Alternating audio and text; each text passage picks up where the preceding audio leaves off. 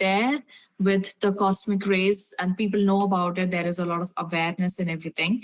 And when even the cosmic ray hits the satellite, you can't really predict from where the cosmic ray will hit, because it's really, abundant in the space and it can just hit from everywhere. So it is just like, the particles that are there in space. They are going to be there if you're going to launch the satellite, and they're going to hit the satellite, and your satellite kind of needs to be robust enough to be protected against it. So yeah, that is going to be there. That is definitely there. We have seen these things like with JWST and with the how they use the gold films and stuff to keep the system protected in a sense. But unfortunately, I'm not tackling this regime right now. It is just the one part of the problem that I'm trying to tackle and raise the awareness about it right now. Okay.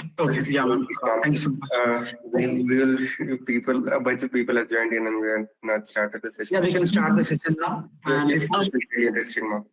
We will definitely read about it.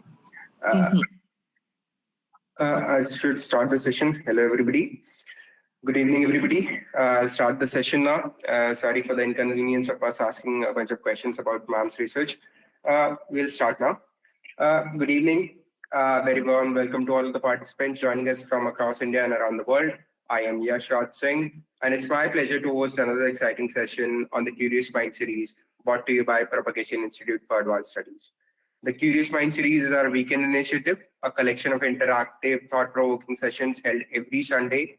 Through this series, we connect inquisitive learners and leading scientists, researchers, and science communicators who inspire us to explore the wonders of the universe and the frontiers of technology.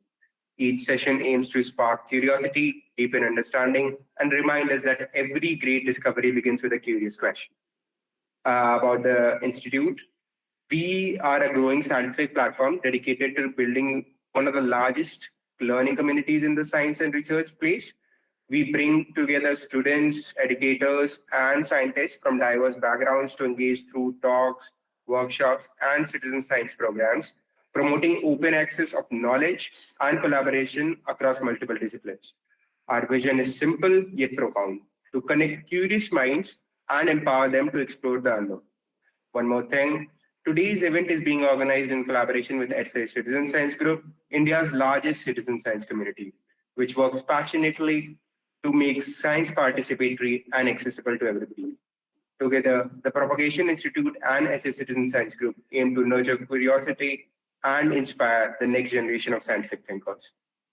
And now, we move to today's highlight of the session, a truly inspiring journey into the world of astrophysics, guided by someone who has turned a passion for stargazing into a global science communication movement.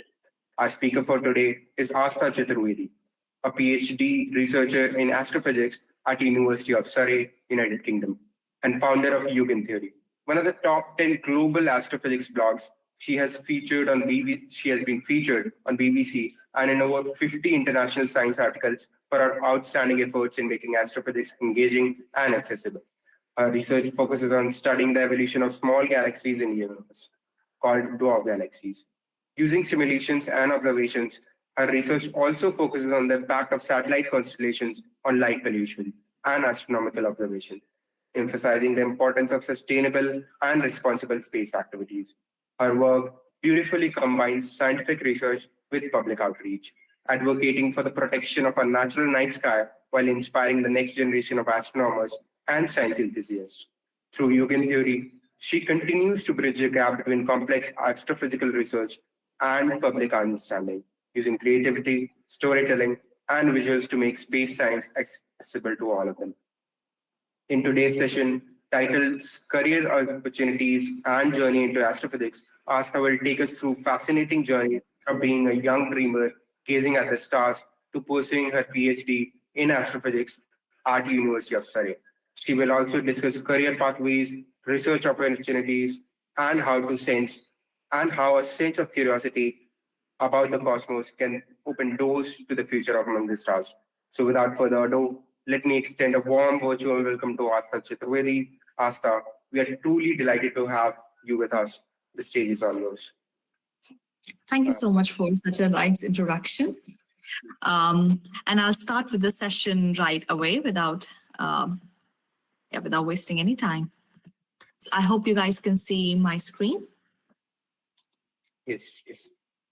Perfect. So, hi everyone. Thanks for joining this evening or whatever the time is there in your time zone. Today we will be talking about unveiling the cosmos, and I would try to give you your own guide to exploring astronomy by giving you a bit of glimpse about my journey. So, what I'll be presenting will be in 3 parts. In the first part, I'll talk about my journey as to how I got into this PhD program and what I'm doing where I am. In the second part, I'll specifically talk about my projects in the PhD. I'll give you a bit of glimpse about what I have been doing in the 2 projects that I have been assigned. And then in the third part, I'll talk to you about how even like right now you can get involved into being an astronomer by yourself. So we can start right away. So my journey into astronomy started doing something like what you guys might already be doing at the time. So it started by looking at a lot of launches by ISRO, by NASA, of the missions like Mars Mom mission, ExoMars, and etc. So I used to just sit behind my TV screen and just wait for these missions to be launched, for the satellite to be deployed, and things like that. This is when I realized, along with doing physics in my 12th standard, that physics is one subject that really makes sense to me as a lens for exploring the world around me. And I tried to then carry this passion forward by pursuing my bachelor's in Delhi University. I did it from Deen Dayal Upadhyaya College. And there, when I was doing my bachelor's, I realized that physics has a lot of elements onto it. Especially one of the elements of the physics is to make the people aware of how beautiful the world is through the lens of physics and through the lens of astronomy, particularly in my case. So I was lucky enough to find like a couple students who carried the same passion, and then we founded the first astronomy society of Deen Dayal Upadhyaya College, and it was called Spacer Nova. And it was called Spacer Nova at that time. Now the name has changed. But in the panel number 3 here, you can see one of the sessions that we had organized in Nehru Planetarium. So, so being a part of this society, interacting with a lot of people, that's when I actually realized that you know how people perceive astronomy in terms of the youngsters and in terms of, you know, the general people when you tell them that, oh yeah, I'm interested in this particular subject. For the kids of my age at that time, like 18, 19 years old, when you talk them about studying astronomy, most of the people are interested in doing the subject. Most of the people are interested in doing the physics.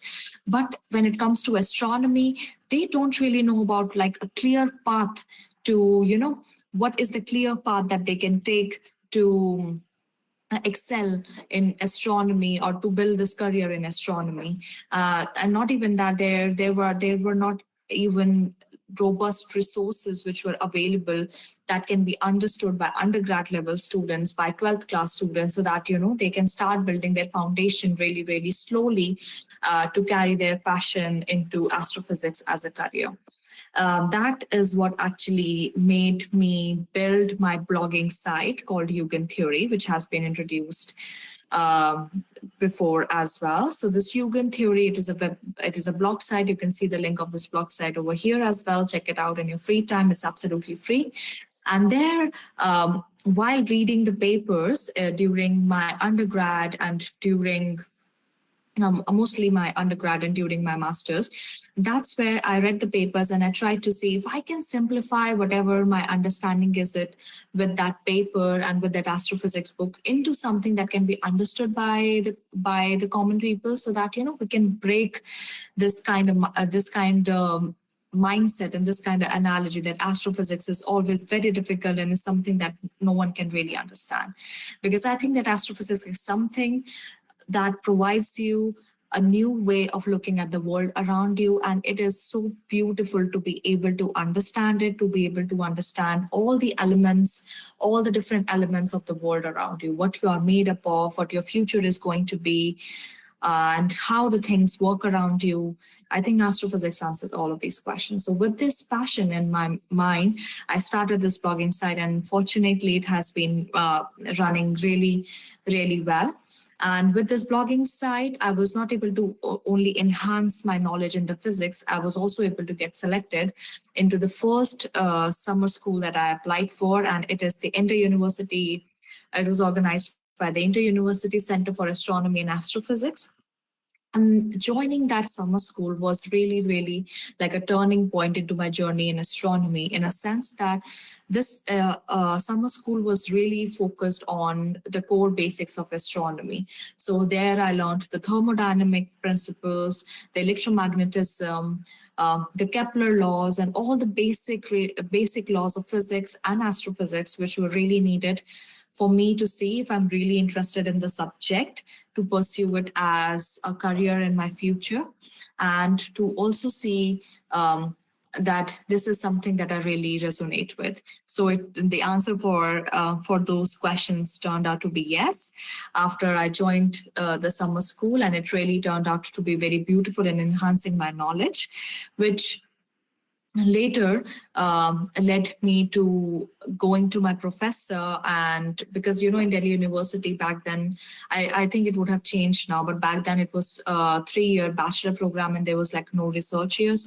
But I really wanted to do something of research during my bachelor's So then I approached my university professor and I asked him, do you have any unofficial research opportunities under you? I mean, it doesn't need to be put anywhere, but I just want to be under you and I want to read some papers and I want to do the things like maybe similar to the way a researcher would do. So then he directed me, Dr. Deepak Jain, he directed me to this wonderful series of papers on curved spaces and cosmology by Friedman. So there I first learned about the Friedman equations, the expansion of space, and there were some questions in the paper. I tried to solve them. And then I realized that, this is something that I can actually do. I'm interested in, and I would like to do it a bit ahead into my future as well. Then I was thinking about joining my master's program and, trying to gain more experience into astronomy and now a bit on the professional side of the field as well. So I was trying to see, how can I get working, how can I get a bit of experience of working with telescope and working with the real data to see, how it is really like. That's when I actually connected with Suvanacharya sir and the SA Citizen Science group. And there I joined the Zooniverse for the first time. And I learned about a lot of projects under disk detective. So there it was about detecting the disk around the dying stars. I was involved in one of the projects related to supernovae, in which we collaboratively ended up discovering one supernova as well. One of the projects was related to asteroids, one was related to exoplanets, and there are a plethora of the projects that you can actually do in Zooniverse and get started with. And then there were some citizen science projects that I did under NASA as well. So doing all of this, I was really sure that physics is something that I really like and as something that I can really do professionally in future as well. And that's when I decided to do my master's in astronomy and astrophysics in KU Leuven, Belgium. So I worked on a lot of different projects in my master's, and now it was much more focused on astrophysics rather than general physics part of the things.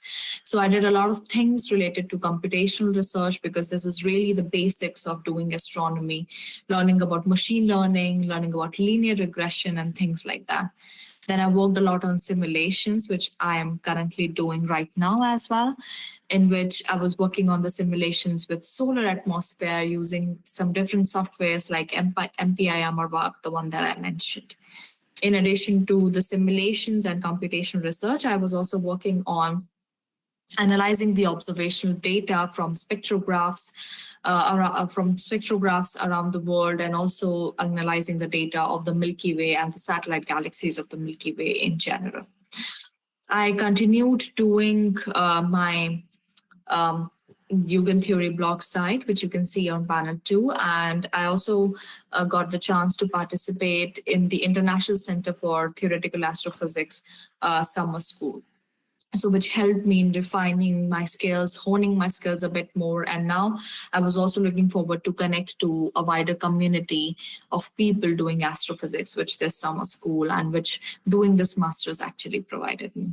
So after having all this practical experience of doing the real astrophysics, research projects, I was very sure that this is something that I would want to do professionally in my future as well. And that's what led me to doing my PhD here in the University of Surrey. So I joined here in Feb 2024. It's been a couple of years almost. So in the first panel, you can see that this is our very small but wonderful astrophysics group, and behind them you can see that this is our university telescope that we use quite a lot. I use quite a lot as well it with the students to do different kinds of astronomical observations and stuff. And here, then I started working on the project of exploring very small galaxies in the universe, a glimpse of which you can see in the panel number 3. I'll explain it a bit more as we go along. So I joined this institute in Feb, and then I started working on simulations of these very small galaxies in the universe that I'll try to explain to you a bit now.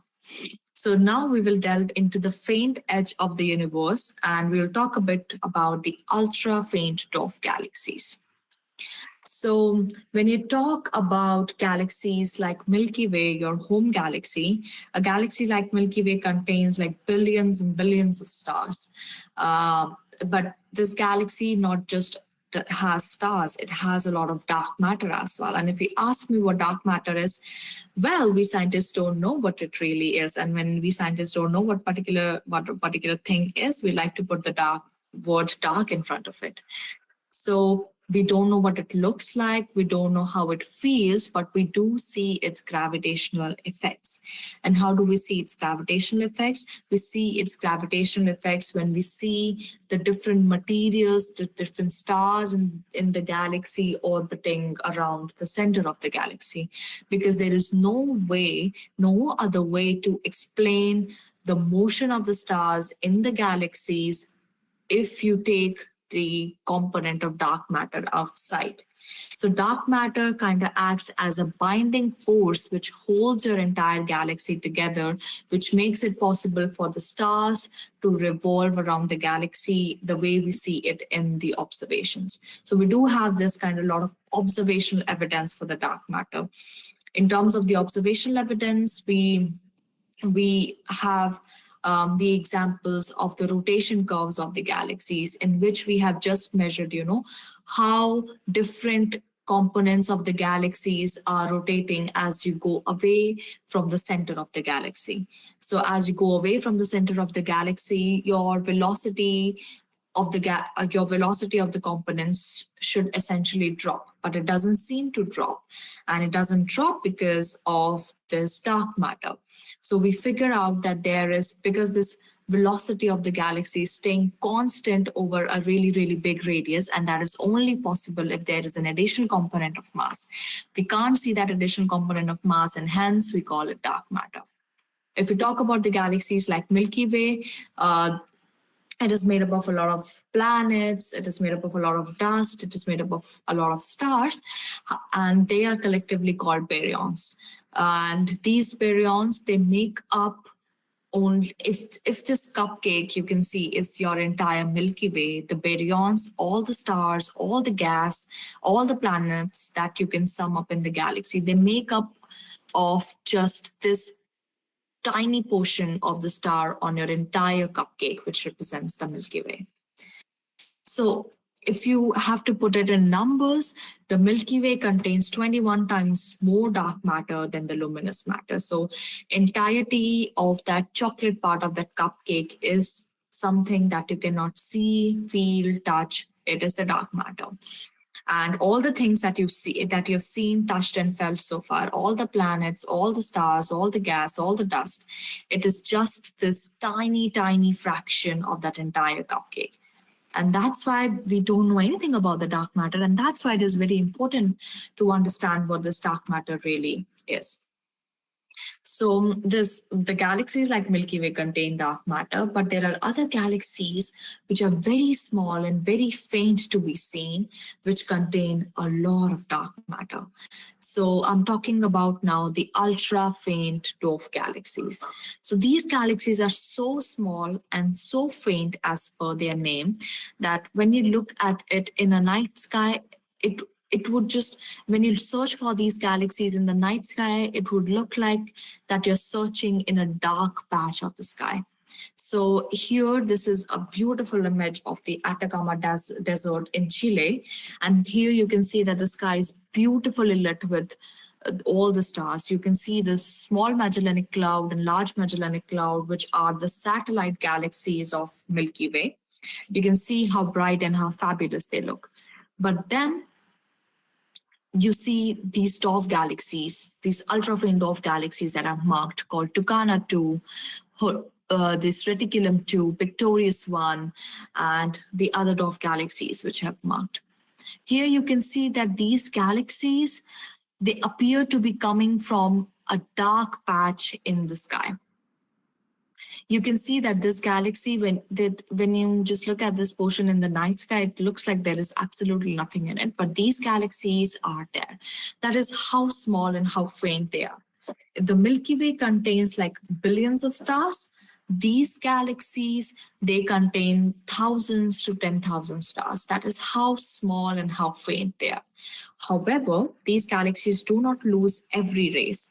They contain a lot of dark matter as compared to the galaxies like Milky Way, with some of these dwarf galaxies containing 300 times more dark matter than the luminous matter.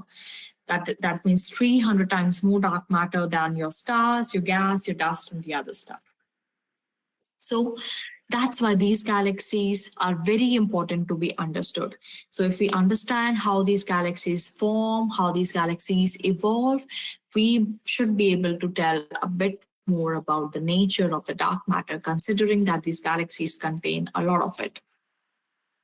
So this dark matter is not just very abundant in the galaxies, it is a very it hosts a very significant portion of the universe.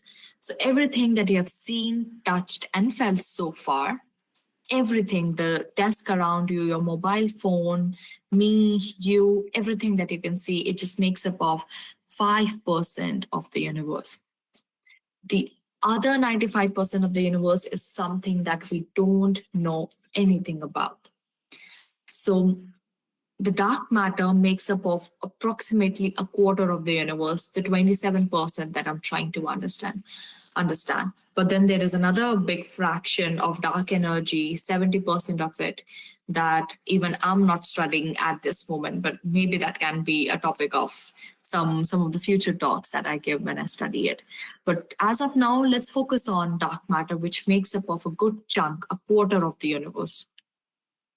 So I tried to understand the dark matter by understanding the evolution of these small, ultra-faint dwarf galaxies using the simulations. And I do my simulations using a software called Edge. It is a simulation suite, which means that it is made up of, the software is made up of different softwares into it.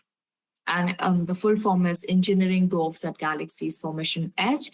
And it is a collaborative project between Lund University, UCL, University of Surrey, and there were other universities. There are many other universities now which are part of it.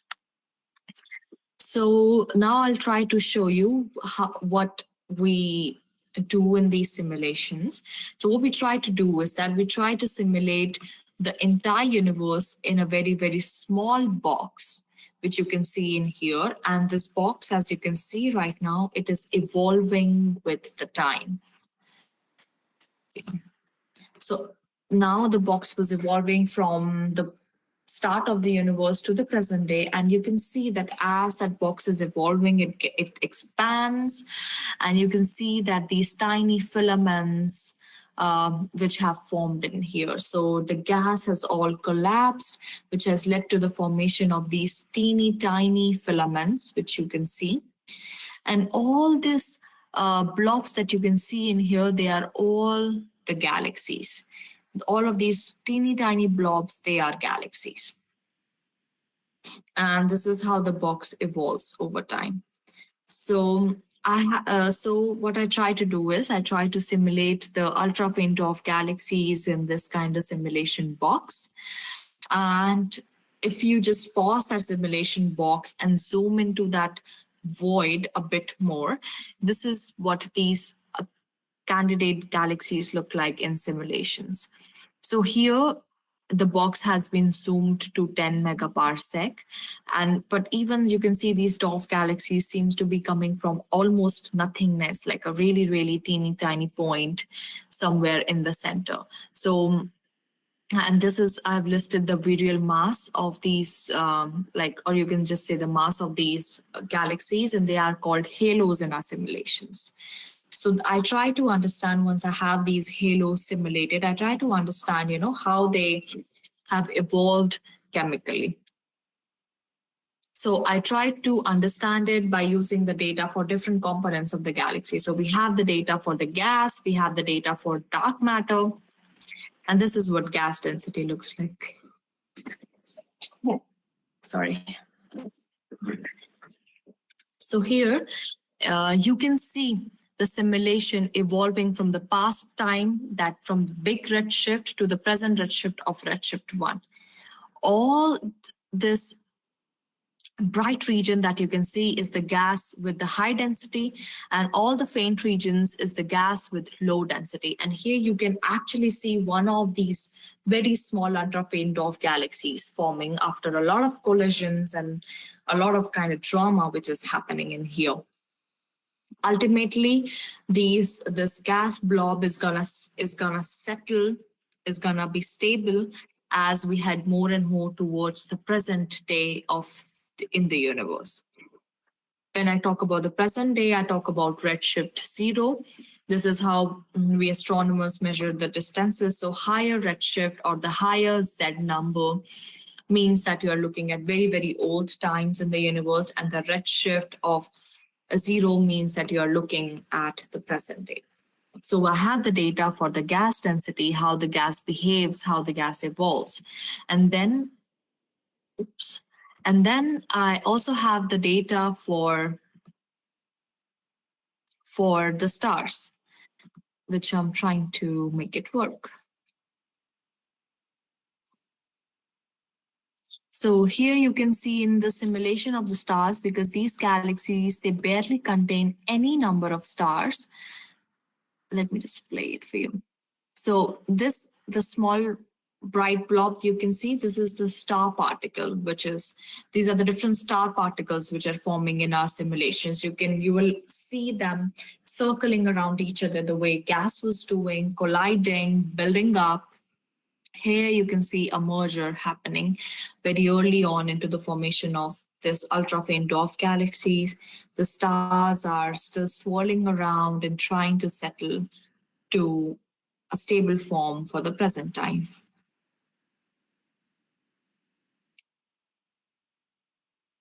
And so here you can see the scale of the stars here in the simulation, right? This is essentially what is the scale of the stars. And you can see now them settling in a spherical blob as we get more and more close towards the present day. Now, the good thing with simulations is that although we cannot see dark matter in the real life, we can actually see it in the simulations. So we have also simulated what dark matter might actually look like. So this is the simulation of the dark matter from the past to the present of the same galaxy that you saw before. So here you can see these are the different blobs of dark matter which you can see merging with each other and flying past against each other. The bright regions are the ones which have high density as compared to the faint regions which have low density. And here you can see, as you saw in the gas movie as well, there are different mergers which are happening, different things which are flying by, different subhalos which you can see in here, like the halo inside main halo. And here, notice the scale of the dark matter as compared to the scale of stars that you noticed in the previous slide. Here you can see how big the dark matter, the region that the dark matter is occupying as compared to the region that the stars occupied in this movie, which we saw. So here we saw the stars occupied like very less of a regime, very low spatial scale as compared to the dark matter, which actually which occupied a really big area. Yeah, I'm sure you guys saw that. So I'm just going to go past it. So this proves actually that dark matter is very, that our simulations are first off right, and the dark matter is actually really abundant in these galaxies, and it occupies like really big portion in the spatial scale as compared to your stars. So what I do is that I take these simulations, I take the data of these galaxies from the simulations, and then I compare whatever I learn from the simulation in terms of the observational trends to the observations. So taking the data from the simulations, and I compare it with the observations through the Hubble Space Telescope, and now also with the James Webb Space Telescope. Then I try to find out what are the observables which are most sensitive to the observation. What I mean to say is that then I try to find out what is one variable that I should observe. Is it the mass? Is it the metallicity? Is it the radius? Which observable I should observe, which is most sensitive to the dwarf galaxy and its evolution. So here you can see also also a snapshot of the dark matter, the gas, and the stars in three of these dwarf galaxies, which we called halo in our simulations, halo 1445, 1459, 600, and here you can see this is how they are looking in our simulations. So comparing the data of the simulations with the observations, I can actually access which factors are most important in the galactic evolution of these small galaxies. Is it the stellar winds, the winds of the stars in these galaxies, which is impacting its evolution? Is it supernova, or is it the radiation in the galaxies, which is impacting its evolution? And once I understand about the galaxy formation models of these very small galaxies, it means that I understand a bit more about working of the dark matter as well, which means that I can put my understanding of the dark matter into my cosmological equations, and I can also help in constraining the cosmological models. So this is where it leads to in a really big picture. So in the dance of the universe, the smallest entities are not useless at all. They play the greatest role, actually. So this was one part of my project. And then in the later part of my project, I got into an internship here with a company called Surrey Nanosystems. You must have heard about the paint called Vanta Black, right? So these are the people who manufacture this paint. And they had this wonderful paint out, really black paint called Vanta Black. And we as an astronomers, we were at the forefront of witnessing this problem of light pollution due to satellites. So witnessing this problem of light pollution of the satellite, what it means is that here you can see in this image, it is a time-lapse image which shows the passage of Starlink satellite through a telescope's field of view at an observatory in Chile in November. So it was taken back in November 2019. And here you can see with the Starlink, they are creating a lot of these white streaks in your telescope images. And these streaks are not nice for the astronomers because it leads to a lot of loss of data at all of these points at which the streaks are there. So that was November 2019. But if you take the same image right now, the situation will be a lot more worse in a sense that now approximately 70,000 artificial satellites are there in orbit. And you can see when these 70,000 things are there in different kinds of orbits in the night sky, it becomes very difficult to keep the night sky as pristine as possible, so that, when you're capturing the image of the night sky, you're not just seeing these bright streaks and losing all the astronomical data. So we were witnessing this problem, and that company has made that wonderful product. So we thought that, it would be really wonderful if we can join our forces together for the sake of this internship, and we can and together do something with this paint to prevent and mitigate the problem of light pollution due to artificial satellites. So so in the bottom panel, you can see that there I have worked with this paint called Vanta Black, which you can see I'm holding in this image in here. So this is like the blackest of the black paint ever, and it has reflectance of approximately 2%. So all the light that gets onto it gets absorbed, and only 2% of the light gets reflected back. So that's how dark that paint is. And now what we are trying to do is we are trying to take this paint and we are trying to paint it on one of these model satellites called Jovian 1. And so we are trying to paint one of, so it is a 6-unit CubeSat, and we're trying to paint one of the faces of this CubeSat with this Vanta Black paint, and then we're trying to see how the brightness of the satellite is getting impacted because of this paint. And our mission is to just, paint the satellites black so that they do not impact and do not create these big streaks that we see in the optical images of the satellites. So this project has got a lot of attention because of Elon Musk's name, and also, it is kind of very popular and very poppy sounding project with Vanta Black and other stuff. So it has got a lot of attention. It has got a lot of attention with BBC. Here you can see my supervisor Noelia. And me standing with the satellite in here.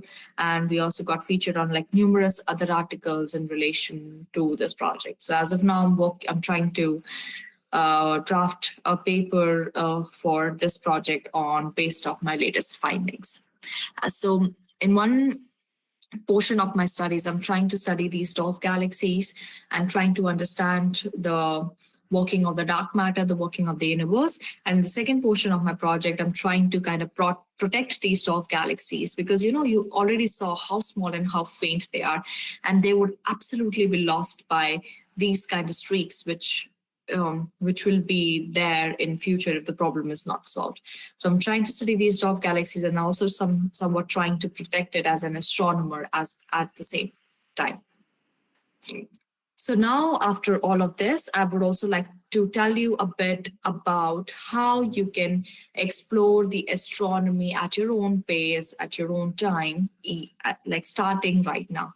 And I'm sure quite a lot of people will already be aware of it, because you're already a part of this wonderful citizen science group. You're part of the Propagation Institute. So you are already doing really, really great as to maybe even what I was doing when I was your age. So you guys are already very much on the right track for pursuing astronomy. So first of all, when we are trying to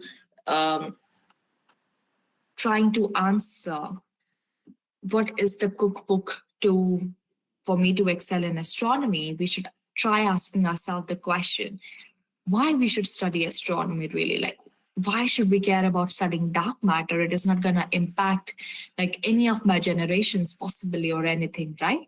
Why should we care about the galaxies that are so far away? Why should we care about astronomy as a whole? Dude, I actually found myself thinking about that question quite a lot, because when I started studying this subject, it started more as a passion and as a love for the subject. And once you are passionate enough for a thing, or you have love for a certain thing, you don't try to see the reasoning behind it as to why you want to do it. You just do it because you like doing it. But then I found myself coming back to the question again and again as to, what does astronomy add into society as a whole? So there are a lot of different fields that you can pursue. You can be an engineer, you can be a computer scientist, and other. You can be a plethora of different things. So what does an engineer do? For example, an engineer works on the problems which are with the materials present here on Earth. So, they work on trying to make your life better in a sense.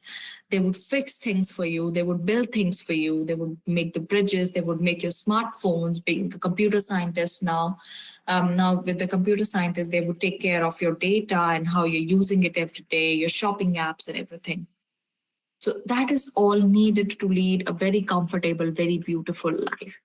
But we also need someone who has the courage of shining the light in dark room and trying to see what is there in the dark room. So I think this is where astronomers step in.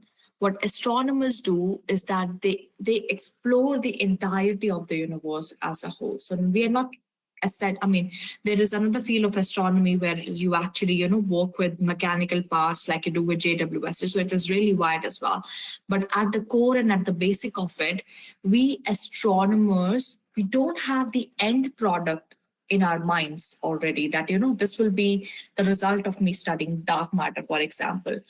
But we are courageous enough to shine a light into a very dark room, that is the universe. So it is the astronomer who first enters into this dark room to explore the universe, and they shine the light on each and every portion of the room. Because, as an engineer, it is very important to understand, how the things around you really function. But then you also need to have a look and a purview of your room, right?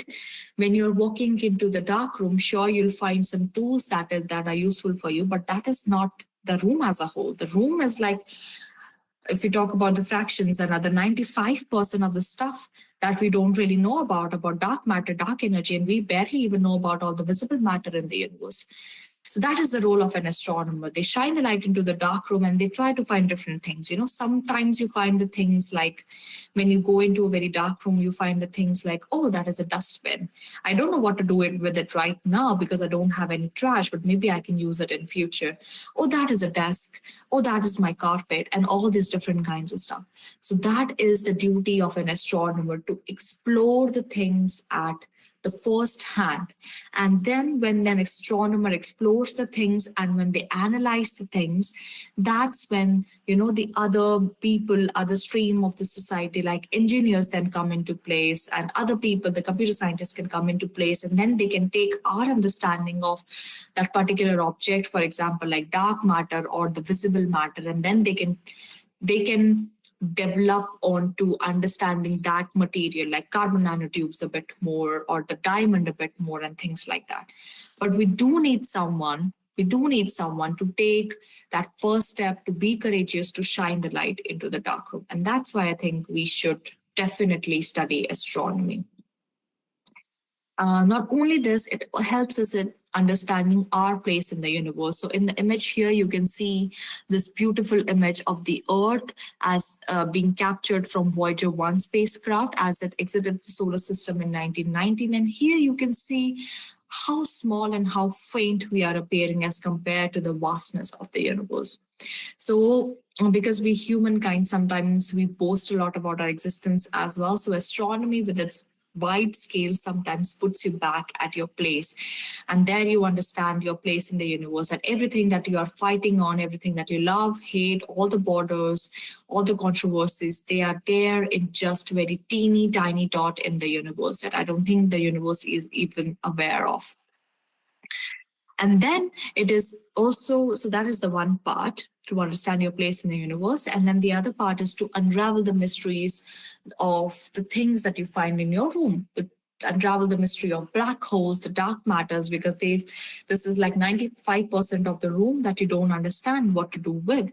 So we really need people, we really need someone who can work on understanding these things, working on the simulations and observations for those things. So that's why also we should study astronomy.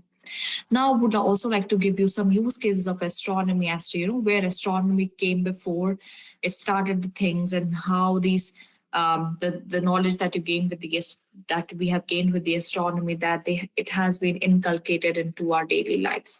So the first example is your GPS. So your GPS works on the field equations, the fundamental field equations that Einstein has laid.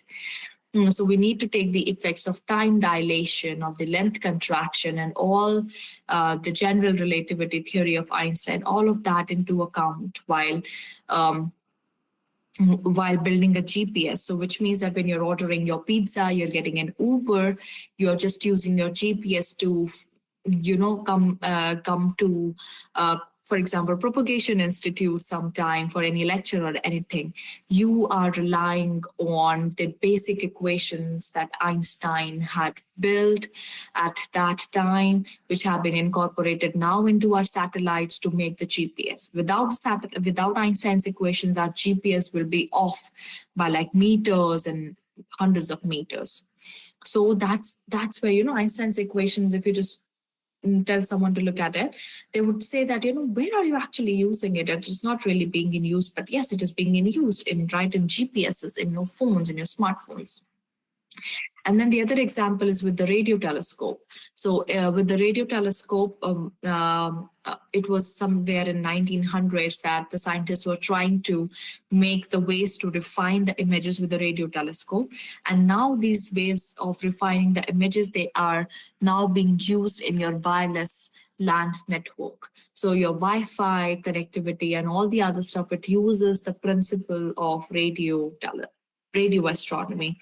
So this ties up to exactly what I said, right? So astronomy is someone who tries to explore the universe. It tries to see what is there and tries to analyze it. And then other people come, engineers, computer scientists, and other people occupations come, and they try to make it our knowledge into something that can be used in our evolution, that can be used in making our lives a bit better.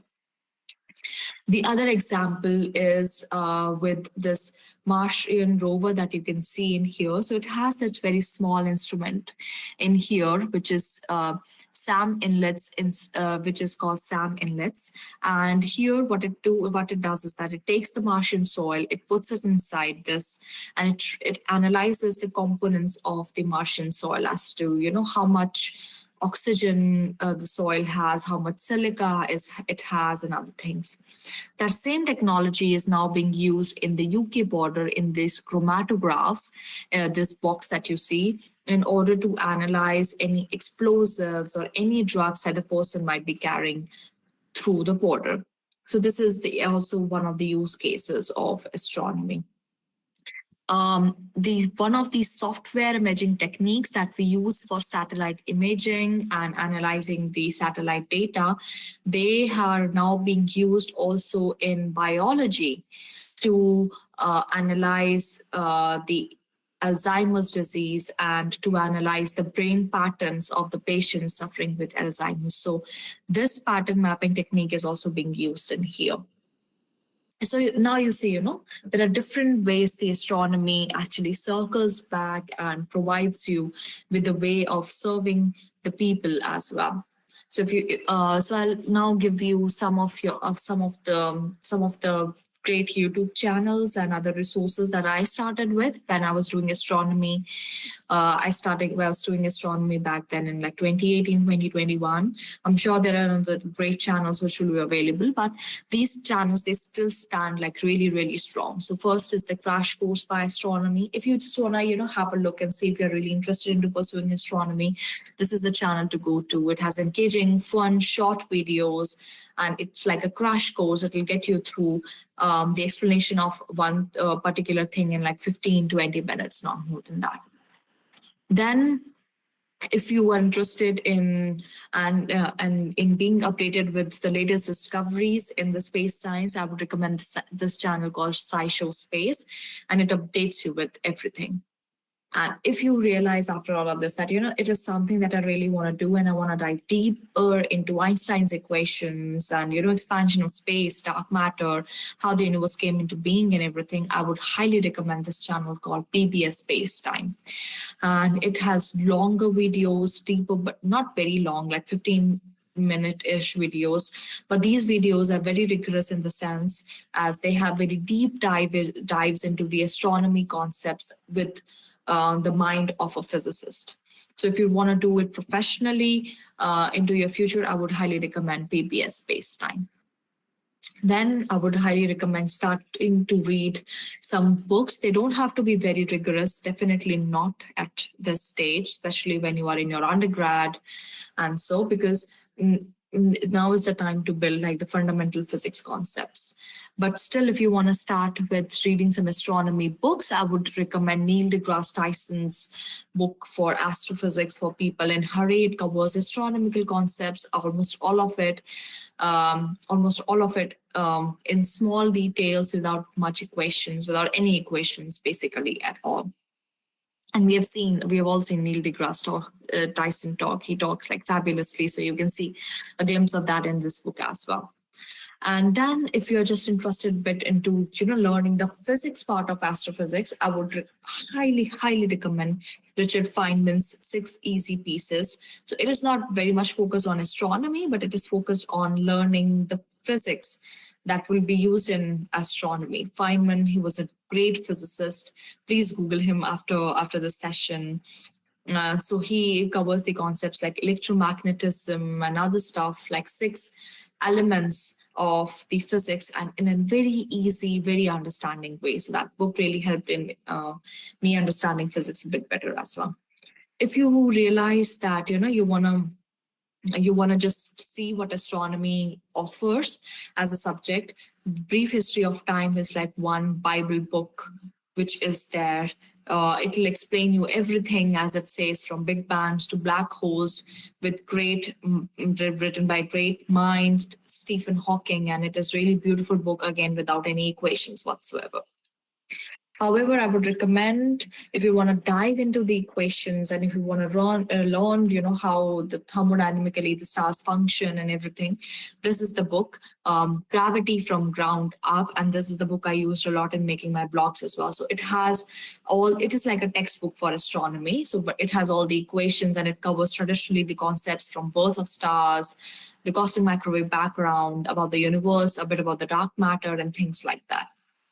So, you have a range of books to go through to cater your interest into physics or into astrophysics. I would say it is always good to be updated with the latest discoveries of what is happening around the world. And these are some of the websites which I have listed, that I myself use to keep myself updated of, whatever is happening latest in terms of various launches and etc. In science and in astrophysics in general. And then I would also recommend you to follow any of your favorite science communicators, because science communicators, I think, are the people who will actually tell you and keep you updated with the reality of the field in a sense. They are the people you can actually go and talk to about your career advice, and you can read, for example, I do write blogs. You can read their blogs and you can follow their journey, and you can actually see what is happening in the real time. So I do quite a lot of it on my Instagram channel, which you can follow, and on my blogging site, which again is completely free. And there is the scanning link for my Instagram channel in it, and I'll share my slides afterwards, so you can use it if you wanna see it in a bit more detail afterwards. And then participating in citizen science project really helped me a lot. It really helped me in defining my profile when I was applying for my master's specifically. And these, I'm sure you guys must be already aware of a lot of these citizen science projects, but just in case, I've listed these different websites that I have personally gone to and the projects that I have participated into for doing citizen science, and it is always very wonderful. Citizen science is actually the one way in which you can get involved into doing real science with astronomers at this time. So I would highly recommend, if you decide that it is something that you really want to do, I would highly recommend taking some time off your day, 15-20 minutes, and just doing your citizen science projects. As I've seen like great students who have discovered asteroids, who have discovered comets, and who have gotten their names into the papers, into the scientific papers, and very early into their career stages, just being a part of the citizen science project. So I would highly recommend these, as they're like games. They're fun to do. They don't take much time of your day, and they highly add up to your CV. And with this, I would like to end the session, as this was all about my journey as to what I am doing, where I come from, and different resources that you can pursue. And I would be very happy to take any questions that you have. That was a wonderful session, Astha. Thank you. I'm Amoli. I'm also a part of Propagation. I was late today in joining. Yeah, it was really good. And I think so. You started your astronomy inclination from the launches we saw from ISRO, the Mars orbiter mission and all that. Even I was one of the person who really got in touch with people during the Mars orbiter mission. And then my journey of astronomy really started. Although I'm not into the technical part or the academic part of astronomy, but yes, I am doing my part of astronomy, whatever I could do. So we start with the questions if you are ready to answer. Yeah. Frederick is asking, how can we harness cosmic wave resonance in the outer space? That unfortunately is not within my field of regime, but I would definitely like to have a bit of look into it. But yeah, I'm sorry, that is not within my regime of understanding. It is just very limited of what we understand about the universe. But that's a very interesting question, and I would have a look into that. Definitely. Thank you for your question. Okay, and then Huda is asking, is viral mass the mass calculated using the viral equation? Yeah, exactly. It is the mass calculated using the virial equations. I would have somewhat up this board as well, which I keep scribbling onto. But yeah, definitely it is the mass that you calculate using your virial equation. It is like V square R upon G, the gravitational coefficient. Yeah.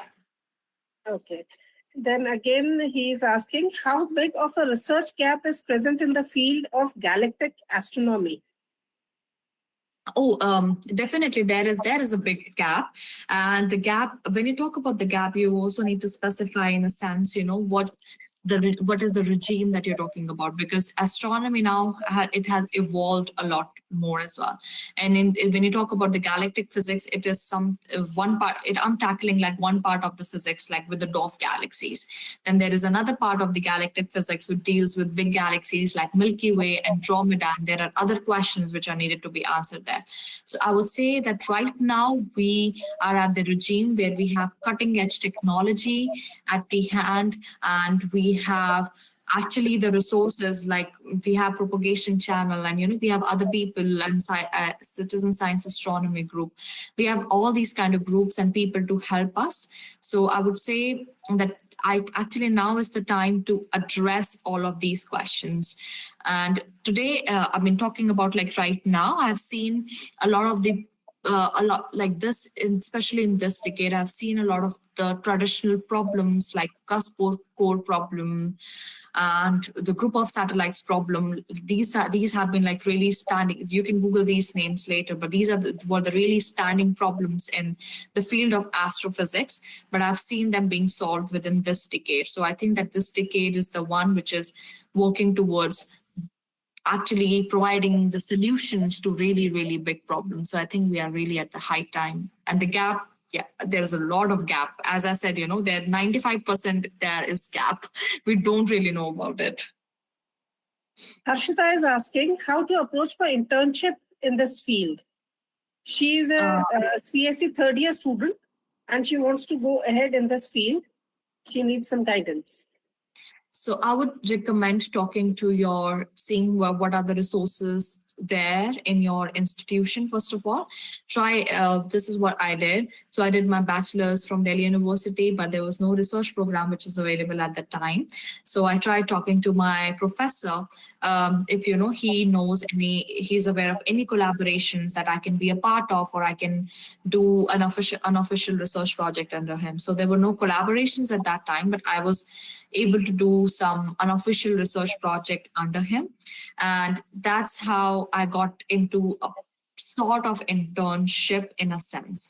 But I would recommend highly seeing what is there in your institute, talking to your supervisors, and as they would really be aware of the current status of the field. And if you really want to do some courses, there are a lot of courses available on Coursera and other platforms which you can actually do and get the certification from until you and get any internship as in. And at this stage I would highly recommend also participating in summer schools, as these kind of summer schools are your internship in a sense. Yeah. Okay. One of the members of the propagation is asking that is there any way we merge nanotechnology along with astronomy, and if we could, how could that be useful in your research and other areas of astronomy?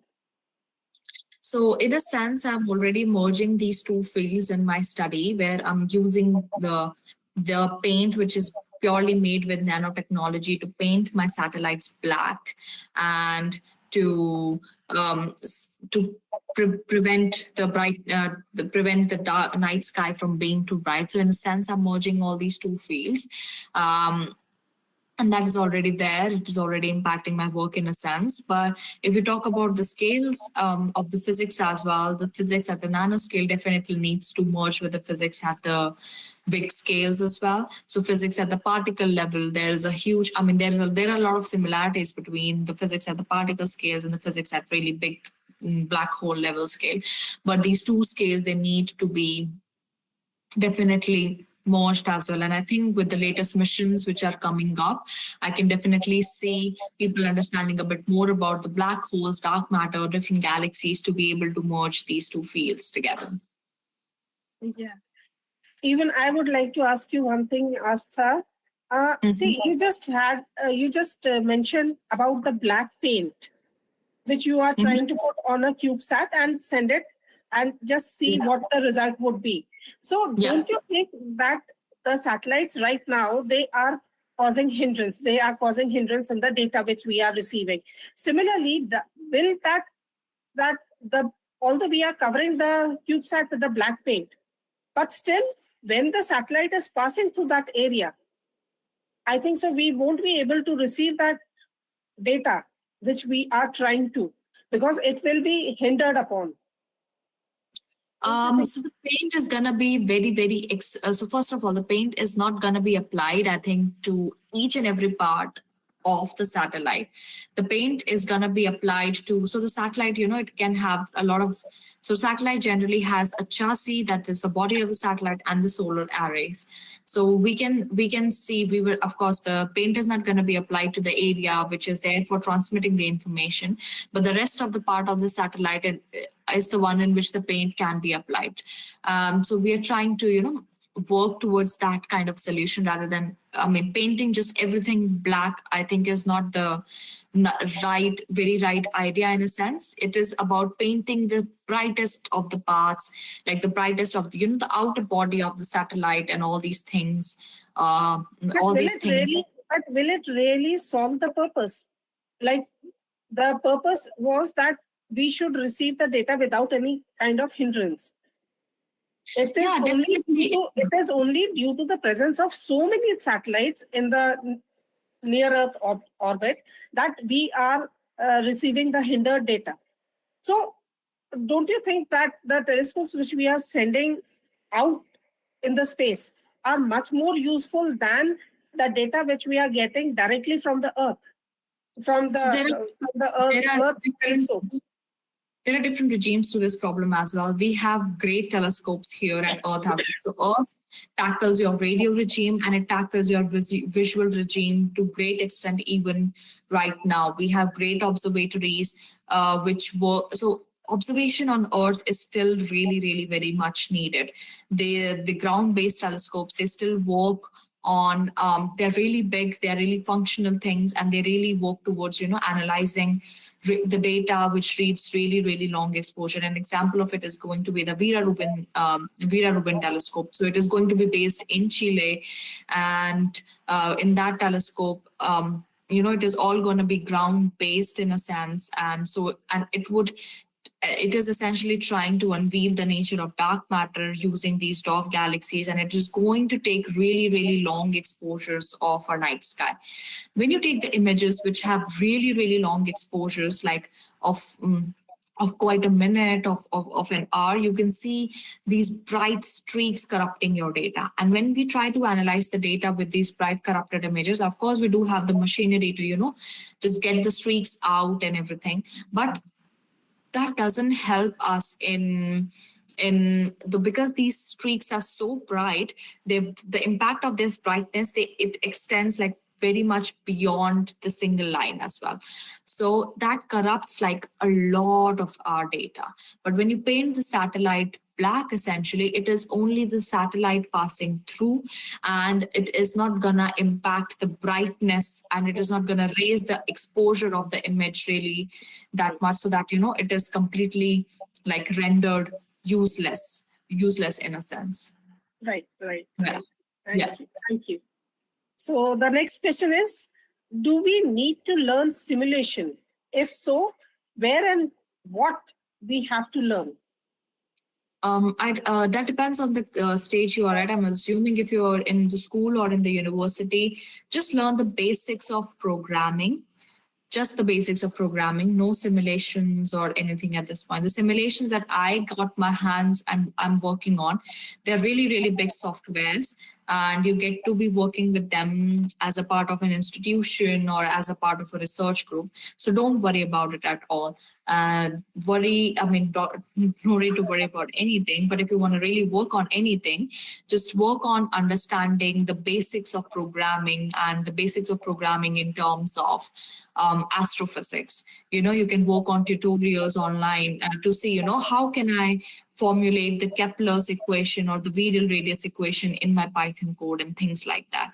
So just try working on your computer basics at this point, and they will really help you with your experience when you are finally translating it into simulations, because there are endless number of simulations which are there, but the core of them is just basic computer programming. So it is very important to get hands on it first. Mridul Singh is asking that is astrophysics a financially stable passion outside India? Hopefully, in the coming year, he'll be pursuing his BS or MS in physics major as an active member in astrophysics. He is also interested in knowing what skills, qualities, and qualifications will give him an upper hand in astrophysics. So talking about the earning aspect of the things, it is not going to be very fancy in a sense that you're going to get out of your Ferrari every day. It is still a wonderful job, but in terms of the pay scale, it stands more or less like your any other regular job, like for example, like a data analyst and things like that. So the job within astrophysics, how it really, when you actually start earning is, the first time you actually start earning is when you are a PhD student. So you'll start earning you will start to earn very, very early in your career stage, like when you're just 24, 23 going on. But the pay scale is decent. I wouldn't say it's like extremely rich, but the pay scale is definitely very decent. And especially, I think back home they have increased the pay scale now for PhDs to go up to like 60,000-70,000, which is quite a good range to start with. But then you need to ask yourself if this is the range that you want to continue in all the 3 years that you are in. And even that is the same for outside. Even our stipend, whatever we earn, is dependent on the institution we get funded on. So it ranges to different things like 2,000 to 1,500 and things like that.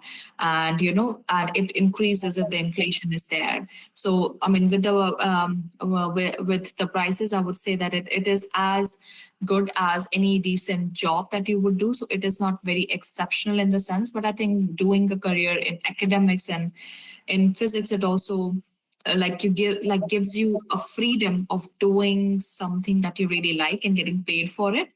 So it is like researching about dark matter, researching about the universe. You really like it, and you are getting paid for doing your own research in a sense. So I think that is one of the perks that comes with it.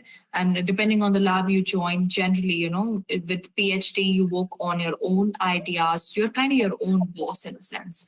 You work on your own ideas, refining your own ideas with your supervisor and other people. So, and it is sometimes, very flexible as well. So, these kind of things also come as perks into the image. So I would say that just judging it by just the income wouldn't be very fair. You need to see what are the different factors that are coming into it in addition to the income, and then you need to see if it is really something for you, it is really something that you would want to do in your life, and then take a decision accordingly. And you, what was the second part of the question that was asked?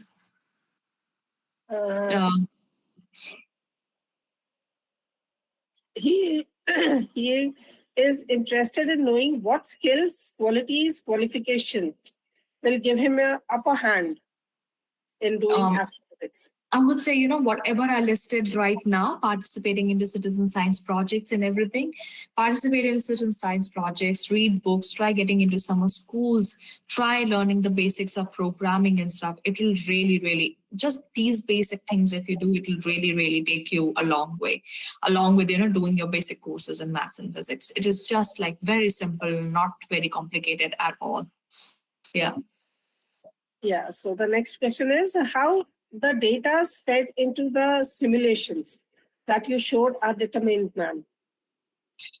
So in our simulations, the data is fed in terms of the variables and what we know about the universe already. So of course, our understanding of the universe is not perfect, but there is something that we are quite sure of. And the one thing is the cosmic microwave background. And it is the oldest image of the universe in a sense. So it is like the oldest image of all of us, the oldest picture, the first light of the universe. So we were able to capture that first light of the universe, and we were trying, and we know, we analyzed it quite well to know that dark matter is 27% of the universe, the dark energy is 68% of the universe, the visible matter is 5%. We have the basic equations of the Newtonian laws and the Einstein's equations at our hand. So these, when you talk about the data from the missions, this is how, like the data from the cosmic microwave background and etc. This is how it goes into our simulations. So our simulation takes latest of our understanding of the universe using different astronomical surveys, using different data, and then it tries to simulate one of these dwarf galaxies or tries to simulate the universe as a whole. And then we then compare it with the real world observations, and then we can, make out the difference in a sense, and we can see, oh, this is our understanding and this is what we get out of understanding, but this is what observations are telling us. So this is this must be the missing component in a sense. So essentially this is how we do it. Right. I would also ask some of the participants to ask the questions directly. The first question, Sheikh Sami. Sheikh Sami, can you just unmute yourself and please ask the question?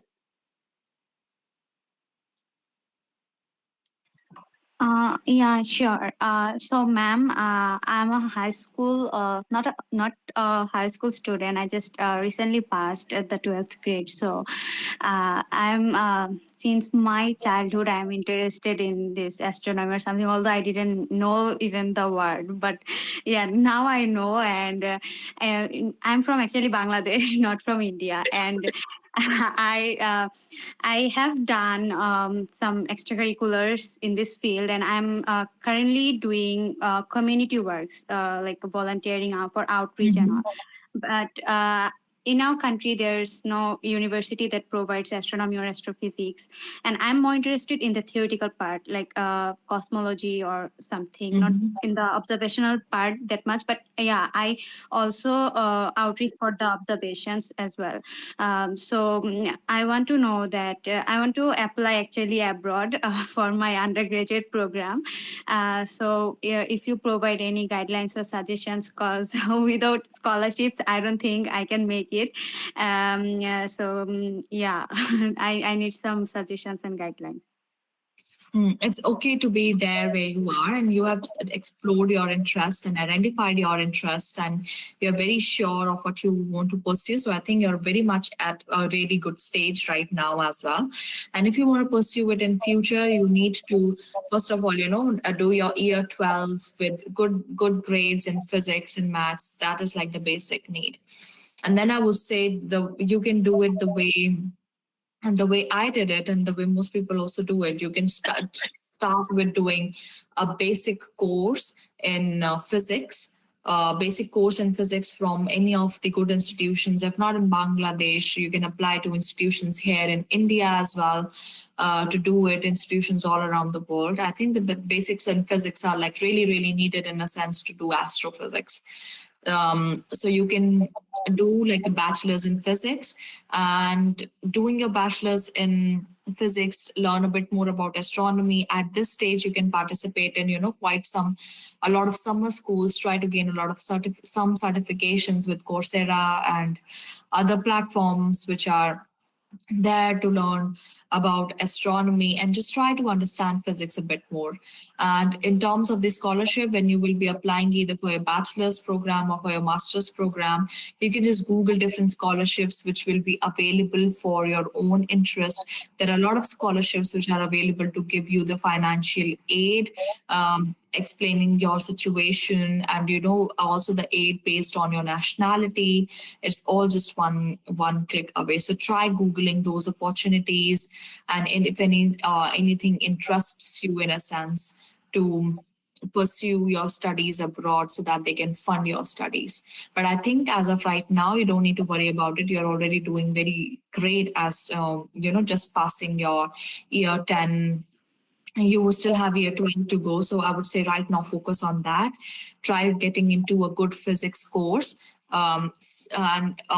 Generally, like if you go for a physics course here in India, I don't think it is very expensive that in the universities like Delhi University and stuff. But even if you want at that time, I think you can still apply for the financial aid. I've seen a lot of my friends apply for it, and even I applied for it one point. I didn't get it though. But you can even apply for the aids in the university while you're doing the physics course. And once you have done the course, when you're doing the master's, essentially everyone applies for scholarships, everyone applies for fundings. There are plethora of funds which you can apply for, which are available. So don't worry about it all right now. You're very much on the right track, I would say. Okay, ma'am. I have passed the 12th grade. So yeah. Oh, you passed your 12th grade. Yeah. Oh, okay. Sorry, And I'm a little worried because my physics grade is okay. We have a grade system of GPA 5. So my total grade is GPA 5 in both SSC and HSC. But in my HSC, I have got an A in my higher mathematics. So I'm worried about this because I have A plus in physics, but A in higher maths. And I want to know that is there any scholarships in India I can approach for or something? Regarding the Indian scholarship, I'm not aware of the specific programs which are happening like right now, as I did it quite like some time ago. But I think so. For that, she can go through the net and search for herself. And even if you need some kind of help, you can definitely connect with us. I think so. That would be better. Right? Yeah, they're like Commonwealth scholarship and other scholarships which are there. Yeah. And don't worry about your grades at all. I mean, when you're doing your PhD, in your master's, it is just, you're understanding the people look at. and not really your grades quite at a lot of times. So just try to work with the best with what you have, and I'm sure you'll be able to get it. Grades is definitely not everything here in astrophysics. So you'll be fine. You'll be fine. I'm talking at this stage of my career, so you'll be fine. Yeah. Okay, so Okay, ma'am, we'll thank take the you. next question from Neelam. Neelam, can you please switch on your camera? Participants, kindly switch on the camera so that we are able to make out who is speaking to us. Okay. Thank you. Yeah. Hi, Astha.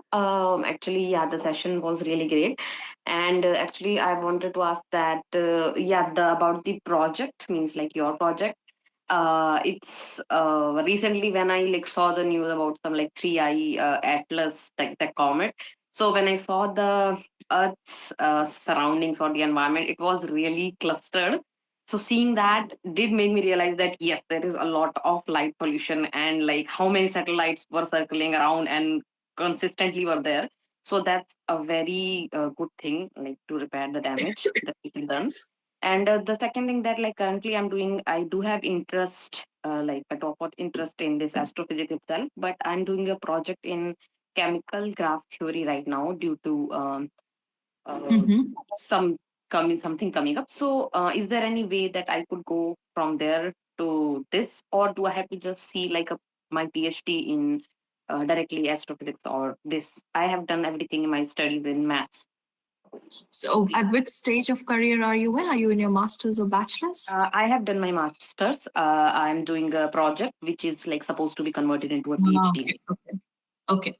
So I would say for an astrophysics PhD, I would say you can still see astrophysics is a really big field. So it is not just working with the data and the telescopes all the time. We do work with quite a lot of materials when it comes to analyzing like the asteroid data, and all the other chemical data that you might get from like the Martian soil and other stuff. So I think you need to search for how you can convince the people in terms of your transferable skills from this project to astrophysics. So you need to think about it. When you're giving an interview or you're writing a cover letter for your PhD position, you need to find the positions for which you can actually write that these are the skills that I have.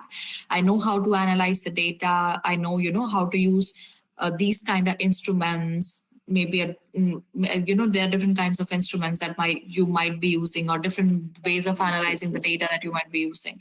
So you can tell them that this is what is the skill that I have, and this is how it can be transferred into, maybe studying Martian soil or studying this. So I would think that you need to see the PhD projects which are a bit in line in a sense of your transferable skills with the current project that you are doing. Okay. Yeah. Okay. Yeah, thank you. Okay, so the next question, Tanish. Can you please go ahead with your question and kindly switch on your camera? Tanish?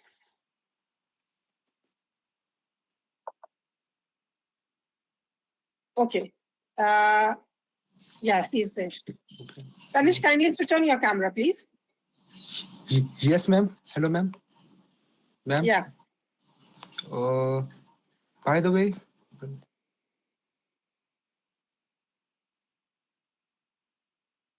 Tanish, we are not audible. Ma'am, I think he is facing some network issues. Yeah, I suppose. He has put his questions in the chat box as well, ma'am. Okay, but yeah, just go for the another one. Like I said. Yeah. hello, ma'am. Hello, ma'am. Am I audible? Yeah, you are. By the way, my question is related to my career related. I am preparing for 11th standard for JE. I am interested to participate in astrophysics competition Olympiad. So which book should I prepare for it? I did not myself participate into an Olympiad, so I can't really tell you about the exact book you should use to learn to pass the Olympiad. But I would say that if you want to just start with, the basics of astrophysics, the book that I recommended, which I'll share as well, The Gravity from Ground Up, that is a really good book, which tells you about the basics of astrophysics, like the stellar astrophysics and the universal astrophysics. So tells you about all of these components that you can use. But I would suggest that just try looking at the web page of the previous year questions as to what they are, and try googling just a bit more to see what books like the previous year people might have used for that particular specific Olympiad that might be useful.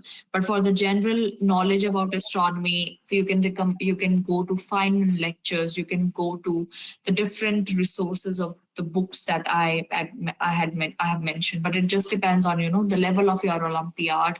If it's going to be a lot mathematical or a lot qualitative, it depends on the level of the Olympiad and the institution you're taking under and all these kind of things as well. Okay, ma'am. Okay, so the next question coming up from Harshal. Harshal, kindly ask your question. Hello, am I audible? Yeah, please switch on your camera. I'm unable to switch on my camera at the moment because the network connectivity at my end is not that great. Okay, I apologize for that. no problem. Question is, like the observations which were there, the expansion of the universe, it should have been, the universe should have been, collapsing into itself because all the matter is present, but it was expanding. So that and similar other observations which led to the idea of dark matter and dark energy existing. Prior to this idea, there must have been some other hypotheses which were proposed. So my question is, what were those hypotheses and what led to them being discarded? So especially regarding the dark matter, there were a lot of hypotheses which are still there and they are still being proposed. So for the dark matter, so everyone kind of agrees on the basis of the observational evidence that there is this thing called dark matter. But people don't really agree on if you need a new particle to explain it, or you can just explain it with the existing laws of physics. Is it just a play of the existing? I mean, the observations are there, but if these observations are a play of the existing laws of physics, or you need like a really new particle, a new wave or new energy to explain it. So they've in context to like the dark matter, there has been very famous theory called modified Newtonian dynamics called MOND, and that theory essentially says that dark matter as a particle is not there, and you can just explain whatever you are seeing in your observations in terms of the rotation curves of galaxies and the other stuff, just by modifying the Newtonian laws at different scales. But that theory is still there, changed different forms and everything, but that theory is still there. But with more and more evidence coming up, like with the evidence of the bullet cluster, there was this one particular image of the bullet cluster in which there was this image of a cluster which looked like a bullet. So that was like the one portion of the cluster which all the gas, and the other portion of the cluster